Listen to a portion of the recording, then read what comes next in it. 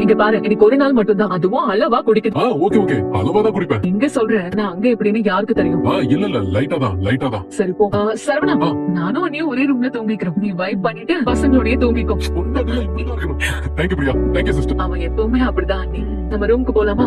என்னன்னு சொல்லு, என்ன ஆச்சு? மீனா பாட்டி அடிச்சிட்டாங்களா? எதுக்கு? நான் பால் விளையாடிட்டு இருந்தேனா, தெரியாம பால் பட்டு அஜய் சித்தப்பா அஞ்சலி சித்தி இருக்க போட்டோ மேல விழுந்துடுது. போட்டோ உடஞ்சிடுச்சு. அதுக்கு என்ன அடிச்சுட்டாங்க. என்ன நினைச்சிட்டு இருக்காங்க இவங்க எல்லாம்? கை நீட்டி ஒரு குழந்தை போய் அடிச்சிருக்காங்க. நீ போய் பார்வதி கிட்ட சொன்னியா? சொன்னேன். பார்வதி என்ன சொன்னாங்க? பாட்டி தானே அடிச்சாங்க, இதுக்கெல்லாம் நீ ஃபீல் பண்ண கூடாதுன்னு சொல்லிட்டாங்க. இதே அவங்க பெத்த குழந்தையா இருந்திருந்தா இந்த வீட்டை ரெண்டாக்கி இருப்பாங்கல்ல. எல்லாரையும் கூப்பிட்டு பெரிய பஞ்சாயத்தை வச்சு மீனா பாட்டியை வீட்டை விட்டு அனுப்பியிருப்பாங்க. என்ன இருந்தாலும் நீ தத்து எடுத்து வளர்க்குற பொண்ணு தானே, அதனாலதான் உங்களுக்கு பெருசா தெரியல. இப்படிதான் ஒரு குழந்தை போய் இப்படி அடிக்கிறதுக்கு மனசு வருது. நான் இந்த பார்வதி எல்லாம் என்னமோ நினைச்சேன். இன்னும் குழந்தைய பிறக்கல, அதுக்குள்ள இவ்வளவு செல்ஃபிஷா? எனக்கு ரொம்ப கஷ்டமா இருக்கு. எனக்கு என் அம்மா கிட்ட பேசணும் சித்து. நீங்க எனக்கு போன் பண்ணி கொடுக்குறீங்களா ப்ளீஸ் சித்து?